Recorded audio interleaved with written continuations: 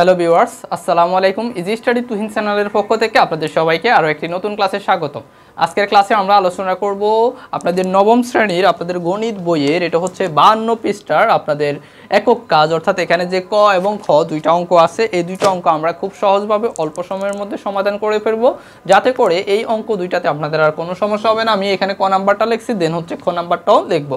তো যেহেতু এটা আমাদের 17 নাম্বার পার্ট, এর পূর্বের পার্টে অর্থাৎ আরও 16টা পার্ট আছে যেগুলো পূর্বের, ওই 15টা পার্টে 16টা পার্টে আমরা হচ্ছে এই চ্যাপ্টারের বাকি যে অঙ্কগুলো, পূর্বের অঙ্কগুলো সবগুলো সমাধান করছি, এবং আপনাদের প্রথম অধ্যায় অর্থাৎ প্রাথমিক জীবনের সেট, সেটারও আমরা হচ্ছে সবগুলো অঙ্ক সমাধান করছি।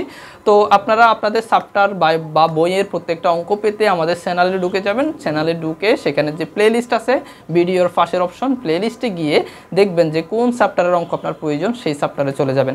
তো আশা করি আপনারা যদি রেগুলার ক্লাসগুলো দেখেন, আপনাদের আর ম্যাথ নিয়ে কোনো টেনশন থাকবে না, ম্যাথে আপনারা ইনশাআল্লাহ ভালো মার্ক তুলতে পারবেন। তো চলুন আমরা ক্লাসটা শুরু করি। তার আগে বলতে চাই, যারা এখনও আমাদের চ্যানেলটি সাবস্ক্রাইব করেনি, প্লিজ চ্যানেলটি সাবস্ক্রাইব করে বেল আইকন অল দিয়ে দিবেন, তাহলে পরবর্তী ক্লাস ছাড়লেই সেটা আপনার কাছে চলে যাবে। তো চলুন আমরা ক্লাসটা শুরু করি।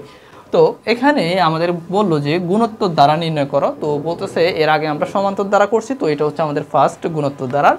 তো গুণোত্তর দ্বারাও সমান্তর দ্বারার মতো সেম। সমান্তর দ্বারার আমরা যে অঙ্কগুলো দেখছিলাম সেখানে সূত্রটা কি ছিল, তমপদ নির্ণয়ের a plus n-1 into D, এটা ছিল হচ্ছে তমপদ নির্ণয়ের সূত্র।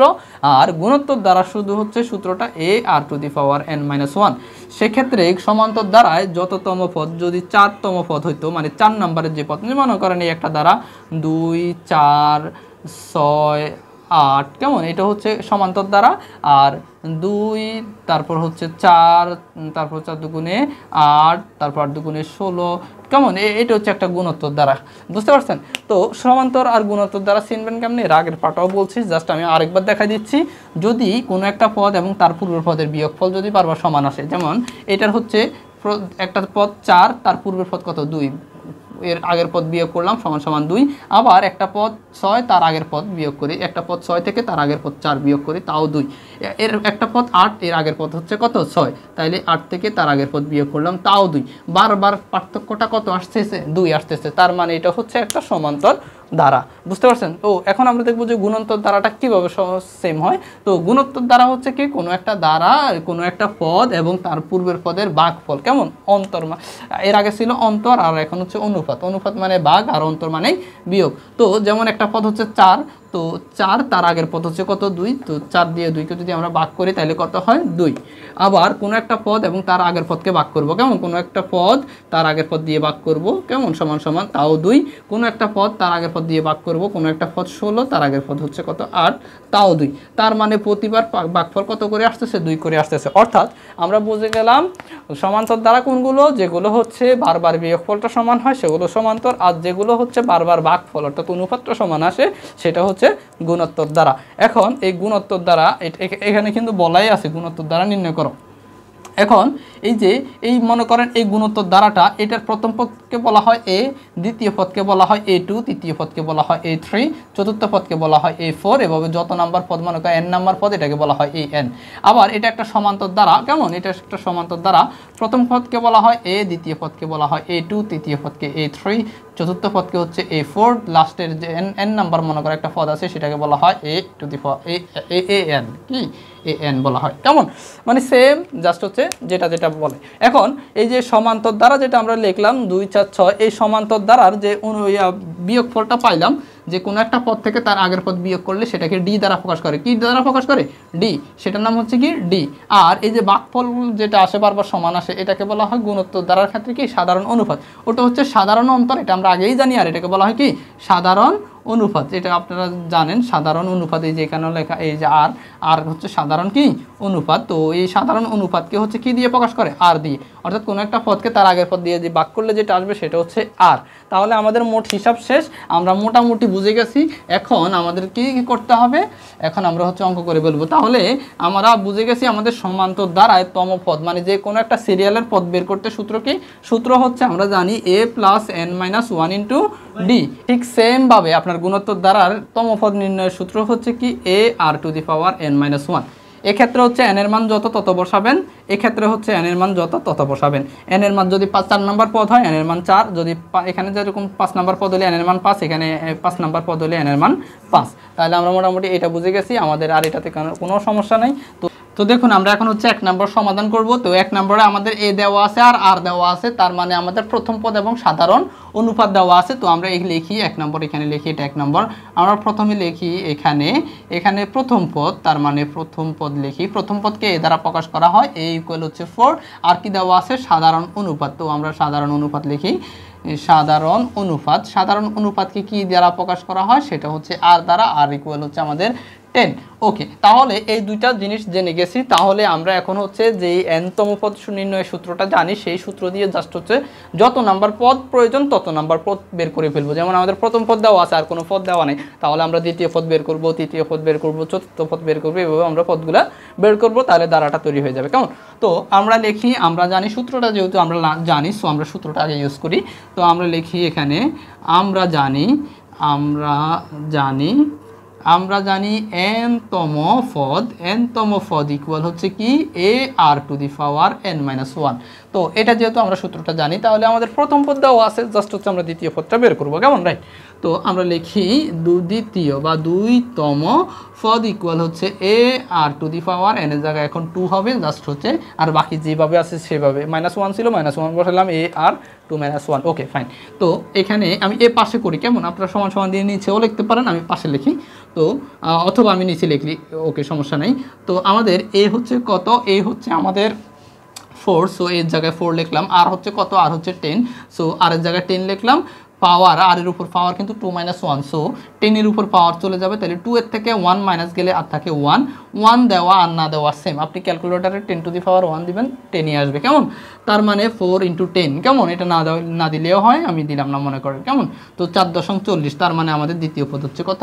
40। ওকে, এরপর আমরা এখন হচ্ছে 3তম অর্থাৎ তৃতীয় পদটা বের করব। সো আমরা লিখি 3তম পদ হচ্ছে কি? সেম ar⁻3-1, তার মানে এর মান হচ্ছে কত? এর মান হচ্ছে আমাদের 4। সো আমি এই জায়গায় 4 লিখলাম, ইনটু আর হচ্ছে কত? আর হচ্ছে 10 এর উপর পাওয়ার 3 থেকে 1 গেলে আর থাকে 2, তার মানে হচ্ছে 4 × 10 এর উপর স্কোয়ার করলে হচ্ছে কত? 100 ইকুয়াল হচ্ছে 400। যদি 4 দিয়ে 100কে গুণ করি 4, তার মানে আমাদের তৃতীয় পদ হচ্ছে কত? 400। এবার আমরা তৃতীয় পদের পর এখন হচ্ছে চতুর্থ পদ বের করবো। কেমন? তো আমরা লিখি 4তম পদ। ওকে, 4তম পদ হচ্ছে কি ar⁻4-1 মানে 3 হবে, তার মানে হচ্ছে এ হচ্ছে আমাদের কত? এ হচ্ছে 4 আর হচ্ছে 10, সো 10⁻4 থেকে 1 গেলে আর থাকে কত? 3, তার মানে হচ্ছে 4 × 10 এর মধ্যে কিউব করলে 1000, এই যে 1000 আর কি, দেখেন এখানে, কারণ এখানে 0-এর উপর পাওয়ার কিউব, সো 0 মোট 3টা হবে, তার মানে 4000। কেমন? আশা করি বুঝতেছেন, এটা হচ্ছে 4000। তার মানে আমরা লিখতে পারি সুতরাং দ্বারাটি, কেমন? সুতরাং দ্বারাটি প্রথম পদ কত? প্রথম পদ আমাদের দেওয়াই আছে 4, প্লাস দ্বিতীয় পদ কত? দ্বিতীয় পদ বের করলাম, সেটা হচ্ছে 40। তৃতীয় পদ কত? তৃতীয় পদ হচ্ছে 400। ওকে, এরপর চতুর্থ পদ হচ্ছে এটা, কেমন? 4000। ওকে, তো এটা হচ্ছে আমাদের দ্বারা। আশা করি বুঝে গেছেন। শেষ। এটা হচ্ছে আমাদের 1 নম্বর প্রশ্নটি সমাধান হয়ে গেছে। এখন হচ্ছে আমরা 2 নম্বর প্রশ্নটি সমাধান করব। তো আমি হচ্ছে জাস্ট এখান দিয়ে করি 2 নম্বরটা, এটার প্রশ্ন, তো আপনাদের খেয়াল মনে থাকবে। তো আমি এখন হচ্ছে 2 নাম্বার লিখবো ঠিক সেমভাবে, একেবারে হুবহুব সেম। তো দেওয়া আছে প্রথমে প্রথম পদ এবং সাধারণ অন্তর। কেমন? তো আমরা লিখি দেওয়া আছে সাধারণ অনুপাত আর ইকুয়াল হচ্ছে 1/3। ওকে, এই দুইটা জিনিস দেওয়া আছে। এখন আমাদেরকে বের করতে হবে কি? n-তম পদের সূত্র দিয়ে দ্বিতীয় পদ তৃতীয় পদ এভাবে। তো আমরা লিখবো হচ্ছে আমরা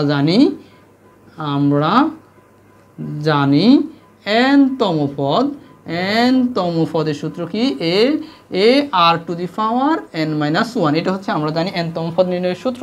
সো আমরা এখন হচ্ছে দ্বিতীয় বের করব। সো 2তম পদ কি? ar⁻2-1 মানে ar⁻1 হবে। এর মান কত? এর মান হচ্ছে 9। কেমন? সমান আর এর মান কত? আর এর মান 1/3। সো 1/3 এর উপর পাওয়ার 2 থেকে 1 গেলে 1, এটা দেওয়া না দেওয়া সেম, তার মানে 9 × 1/3।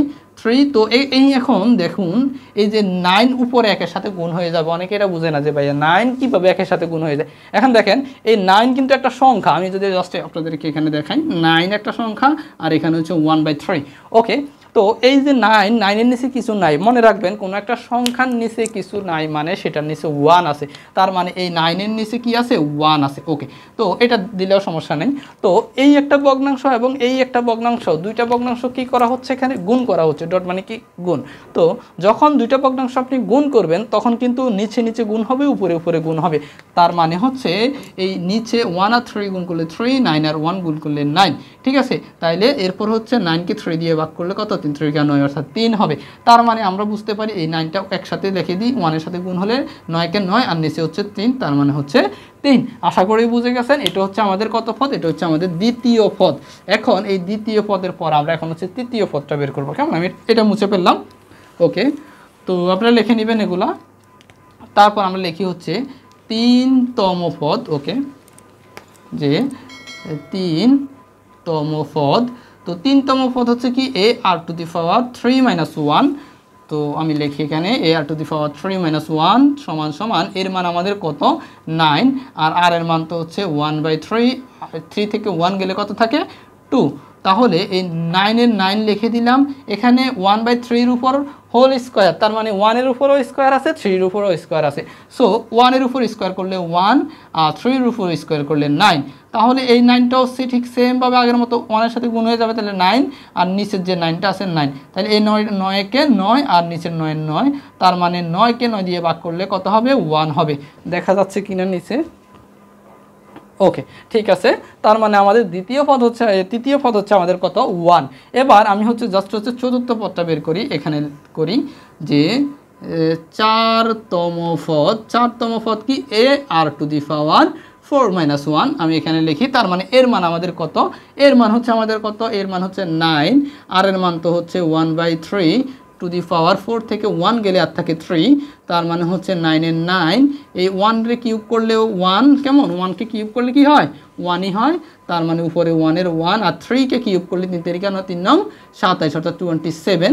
তার মানে উপরে 9-কে 9 আর নিচে হচ্ছে 27 সমান সমান যদি এটাকে আমরা ভাগ করি তাহলে 9 9 আর হচ্ছে নিচে হচ্ছে কত হয়, 9 3 9 27 অর্থাৎ 1 নিচে উপরে হচ্ছে 1 আর নিচে হচ্ছে 3, 1/3। তার মানে চতুর্থ পদ আমরা বের করে ফেললাম 1/3। তার মানে আমাদের প্রথম পদ হচ্ছে কত, 9, দ্বিতীয় পদ হচ্ছে কত, 3, তৃতীয় পদ হচ্ছে 1, এর পরের পদ হচ্ছে 1/3। তার মানে আমাদের দ্বারাটি আপনারা লিখবেন, সুতরাং নির্মিত দ্বারাটি হচ্ছে কত, সেটা আমি লিখে দিচ্ছি। সেটা হচ্ছে প্রথম পদ কত, 9। ওকে, 9 প্লাস দ্বিতীয় পদ হচ্ছে 3 প্লাস তৃতীয় পদ হচ্ছে 1 প্লাস চতুর্থ পদ হচ্ছে 1/3। এবার প্লাস প্লাস ডট ডট দিয়ে দিবেন।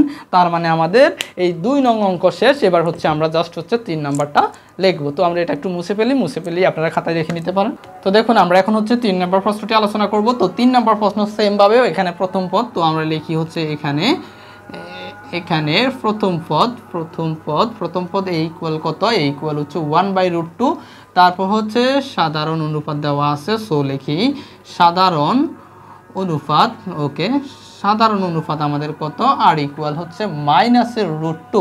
ওকে, মোটামুটি আমাদের হিসাব শেষ। এবার হচ্ছে জাস্ট আমরা কি লিখবো, nতম পদের সূত্রটা লিখবো। সো আমরা লিখি হচ্ছে, আমরা জানি nতম পদ কেমন। ওকে, আমরা জানি nতম পদ ইকুয়াল হচ্ছে কি, a r to the power n - 1। So আমরা এখন যততম পদ বের করবো, n এর জায়গায় তত লিখবো। তো আমরা প্রথমে দ্বিতীয় পদ বের করি, কেমন। সো আমরা লিখি 2তম পদ ইকুয়াল হচ্ছে a r টু দি পাওয়ার 2 - 1। তো 1 এর মান হচ্ছে কত, এর মান হচ্ছে 1/√2, আর r এর মান কত হচ্ছে, r এর মান কিন্তু -√2। তো -√2-র উপর পাওয়ার কত, 2 থেকে 1 গেলে 1। তার মানে আমরা জানি যে কোনো জিনিসের উপর পাওয়ার 1 দেওয়া মানে ওই জিনিসটাই, কেমন। তো সমান সমান নিচে হচ্ছে √2, আর এই যে এখানে -√2 আছে, এই -√2টা এখানে তো কিন্তু 1 দেওয়া না দেওয়া সেম, তো আমরা দিলাম না। এই -√2টা এটার সাথে কিন্তু গুণাকারে। তো একটু আগে আমি আপনাদেরকে যেটা দেখাইছিলাম, এই -√2 মানে এই -√2 শুধু এখানে না, এটা নিচে কি আছে, 1 আছে। তো নিচে গুণ 1 আর √2 গুণ করলে √2, এই উপরেরটা এই -√2 আর 1 গুণ করব, তার মানে -√2 হবে। আশা করি বুঝে গেছেন, খুব সহজ হিসাব। এখানে যেটা থাকবে সেটা জাস্ট হচ্ছে গুণের বেলায় উপরেরটার সাথে গুণ হয়ে যাবে। ওকে, তো এখানে হচ্ছে এখানে -√2, এখানে হচ্ছে √2। তো √2 কাটা আর থাকে -1, অর্থাৎ √2-র নামটা যদি পড়ি, √2 একে √2, যে কোনো সংখ্যা উপরে আর নিচে সেম থাকলে সেটা 1 হবে।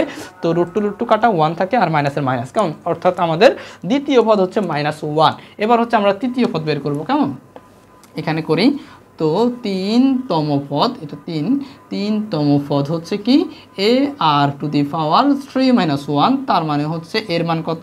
এর মান হচ্ছে 1/√2 ইন্টু আর এর মান হচ্ছে -√2⁻³ থেকে 1 গেলে মনে রাখবেন 2, তাহলে এখানে 1/√2 যেটা আছে সেটা লিখলাম ইন্টু। এখন দেখুন কোনো একটা সংখ্যা সেটার সামনে যদি মাইনাস থাকে, মাইনাসের পাওয়ার যদি জোড় হয় তাহলে সেটা কি থাকবে?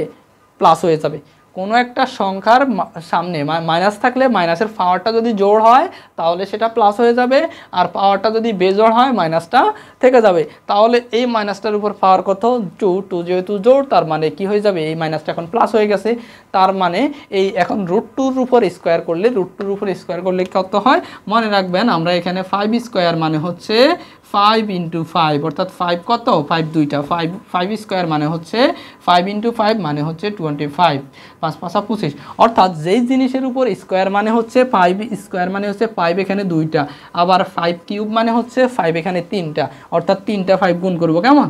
তো এখানে এই √2 হচ্ছে কয়টা? দুইটা। √2 দুইটা মানে কি? √2 দুইটা মানে হচ্ছে মনে করেন এখানে আমি লিখি, যদি আপনাদেরকে একটু সহজ করে দেখাই তো আমি জাস্ট হচ্ছে এখানে লিখে দিই যে আচ্ছা √2, তাইলে √2 ইন্টু হচ্ছে √2, আমি জাস্ট হচ্ছে আপনাদের বোঝার জন্য লিখলাম যে √2 ইন্টু √2।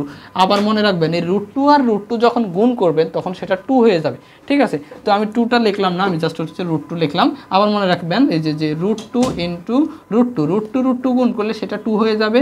আবার যদি √2 ইন্টু √2 হয় তাহলে এই দুইটা মিলে 2 আর এই √2টা আলাদা হয়ে যাবে, তার মানে 2√2 হয়, কেমন? এগুলো হচ্ছে কিন্তু অনেকে জানে না, সো আপনারা জেনে রাখবেন।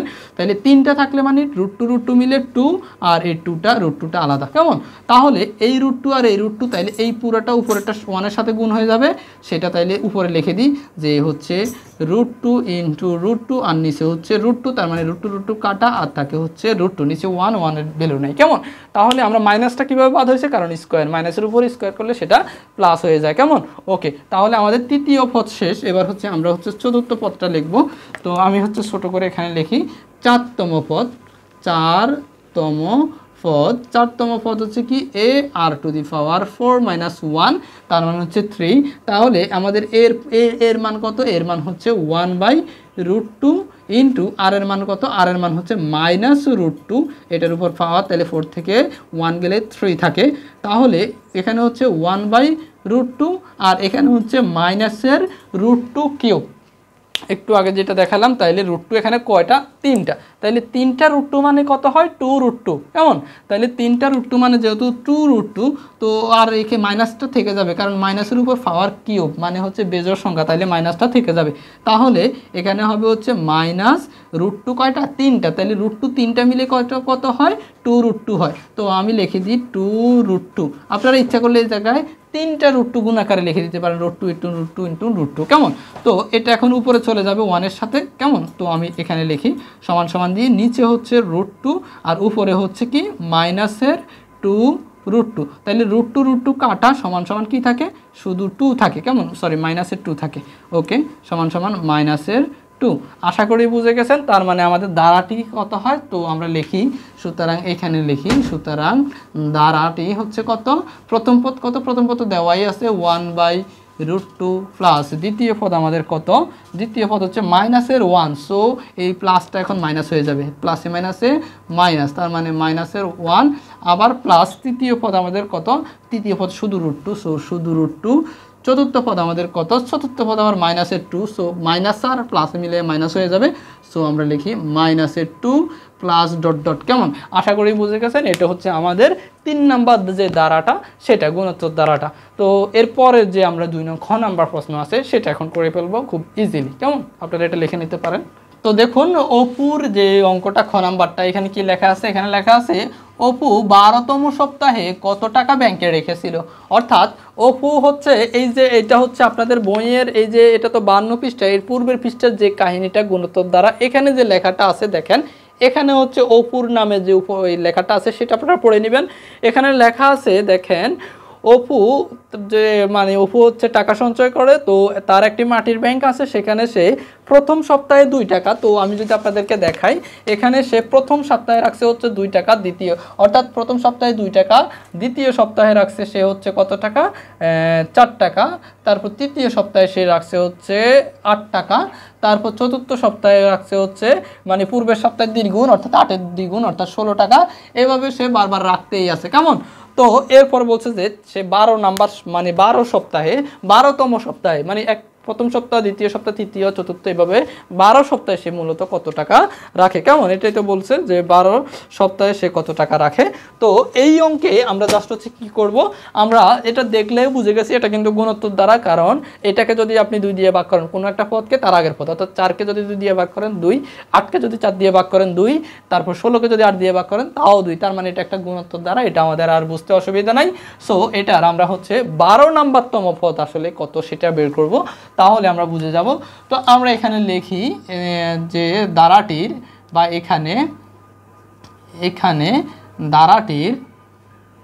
দ্বারাটির এখানে লিখে দিবেন যে অপুর সঞ্চয় টাকা নিম্নোক্ত দ্বারাটি গঠন করে, কেমন।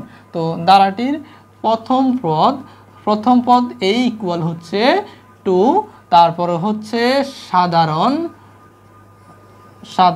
অনুপাত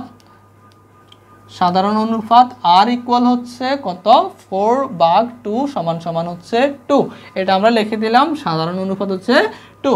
তো আমরা এখন হচ্ছে এটা 12তম পদ বের করব। তো আমরা লিখি হচ্ছে আমরা জানি গুণোত্তর দ্বারার, কেমন, গুণোত্তর দ্বারার n-তম পদ সমান a r to the power n-1। সুতরাং 12তম পদ সমান a r টু দি পাওয়ার 12-1 সমান এর মান কত, এর মান হচ্ছে আমাদের 2 ইন্টু আর এর মানও হচ্ছে আমাদের 2, কেমন। সো 2 টু দি পাওয়ার হচ্ছে 12 থেকে 1 গেলে 11 সমান 2 ইন্টু 2 এর উপর যদি পাওয়ার 11 দেন, তাহলে এটা আপনারা ক্যালকুলেটর দিয়ে করবেন, সেটা হচ্ছে 2048 সমান এই 2048কে যদি আবার 2 দিয়ে আপনি গুণ করেন, 8 দুগুণে 16, 6 হাতে থাকে 1, তাহলে হচ্ছে 4 দুগুণে 8, 1 9, 2 শূন্য 0, 2 দুগুণে 4 অর্থাৎ 4096। তার মানে আমাদের 12তম পদ হবে হচ্ছে 4096, অর্থাৎ সুতরাং অপু 12তম সপ্তাহে 4096 টাকা ব্যাংকে রেখেছিল। এটাই হচ্ছে উত্তর, আশা করি আপনারা বুঝে গেছেন। তো পরে লিখে দিবেন সুতরাং অপু 12তম সপ্তাহে 4096 টাকা ব্যাংকে রেখেছিল। তো অবশ্যই ক্লাসটা ভালো লাগলে ভিডিওটিতে একটি লাইক দিবেন এবং চ্যানেলটি সাবস্ক্রাইব করতে ভুলবেন না, এবং কেমন লাগলো সেটা কমেন্ট করে বলবেন। ধন্যবাদ সবাইকে। পরের পার্টে আমরা হচ্ছে এর পরের পেজে যে একক কাজগুলো আছে সেগুলো সমাধান করব।